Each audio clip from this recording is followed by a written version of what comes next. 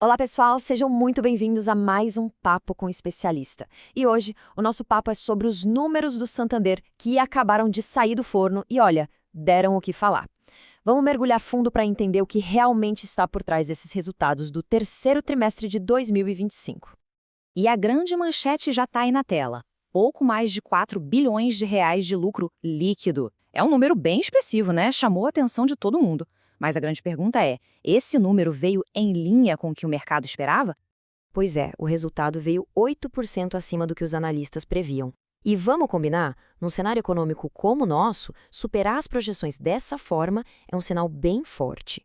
Mas a questão que fica é, essa surpresa se sustenta? Para a gente organizar o nosso papo, vamos seguir esse roteiro aqui, ok? Primeiro, vamos falar desse lucro que surpreendeu. Depois, vamos entender quais foram os pilares que seguraram esse resultado.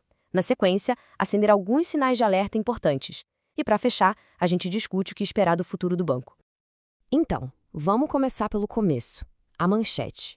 O lucro parece ótimo à primeira vista, mas a história de verdade, a gente sabe, está sempre nos detalhes e nas comparações. E olha só o tamanho da surpresa nesse gráfico. O lucro de 4 bilhões não só passou por cima do que o mercado esperava, como também reverteu uma tendência de queda que a gente viu no trimestre passado. Isso mostra uma aceleração bem importante. E quando a gente fala de banco, tem uma sigla que é essencial, o ROAE.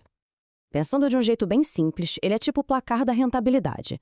Quanto mais alto, mais eficiente o banco está sendo em usar o dinheiro dos acionistas para gerar mais lucro. E o placar do Santander nesse trimestre foi de 17,5%.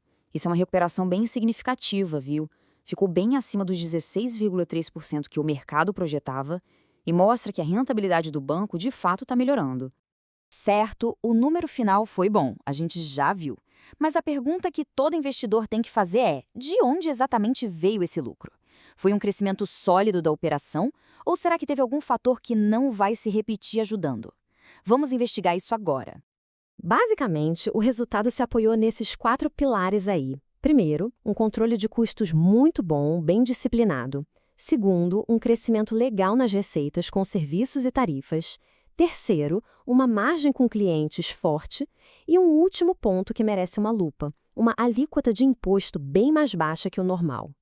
Esse gráfico aqui deixa a dinâmica das receitas bem clara. A operação principal do banco, que é a margem com clientes e as tarifas, cresceu bem.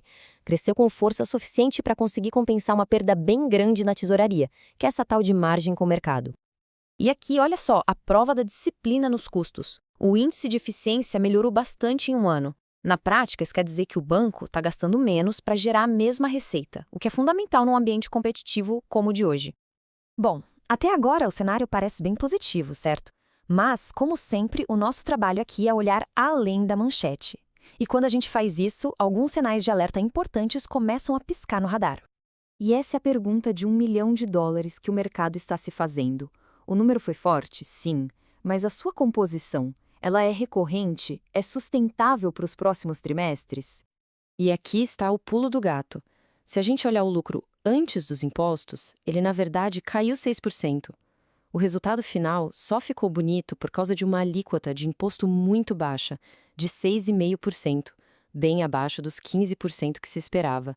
Isso é um benefício que maquiou a performance operacional e que, sinceramente, dificilmente vai se repetir. Outro ponto que acende o alerta é a inadimplência. Os atrasos acima de 90 dias voltaram a subir, foram de 3,1% para 3,4%. Com a Selic em 15%, o crédito fica caro para todo mundo. E esse é um indicador que a gente precisa monitorar muito de perto. Lembra daquela margem com o mercado que estava negativa? Pois é, o prejuízo foi de US$ 1 bilhão e 350 milhões de reais. Essa linha do balanço é o resultado da tesouraria do banco, que sofre muito com a variação dos juros. Enquanto a Selic estiver nesse patamar, essa linha vai continuar pressionando os resultados para baixo. Certo.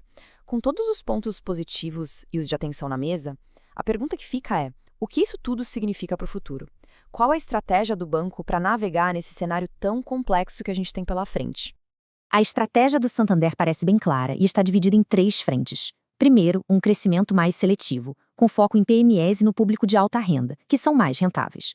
Segundo, diversificar as fontes de receita, fortalecendo áreas como seguros, cartões e gestão de patrimônio. E terceiro, um investimento pesado em tecnologia. Mas os desafios não são pequenos, né? A Selic em 15% deve continuar por um bom tempo, o que mantém a pressão na inadimplência e na tesouraria. A competição com as fintechs está cada vez mais forte e a economia brasileira como um todo dá sinais de que vai pisar no freio. É um cenário que vai exigir uma execução impecável da estratégia. E essa visão é confirmada pelo próprio CEO do banco, o Mário Leão. Essa fala dele mostra que a gestão está com os pés no chão, ciente de que o ambiente macroeconômico está adverso e exige bastante cautela. No fim das contas, tudo se resume a essa questão. A grande dúvida para o investidor é se, mesmo com todos esses desafios no caminho, a estratégia do Santander vai ser suficiente para entregar a rentabilidade que o mercado está esperando para os próximos anos. E agora eu quero saber a opinião de quem nos assiste. O que acharam desses resultados do Santander? Esse benefício fiscal acende um sinal vermelho ou o crescimento operacional é o que realmente importa no final do dia? Deixe seu comentário aqui embaixo, eu quero saber a sua análise.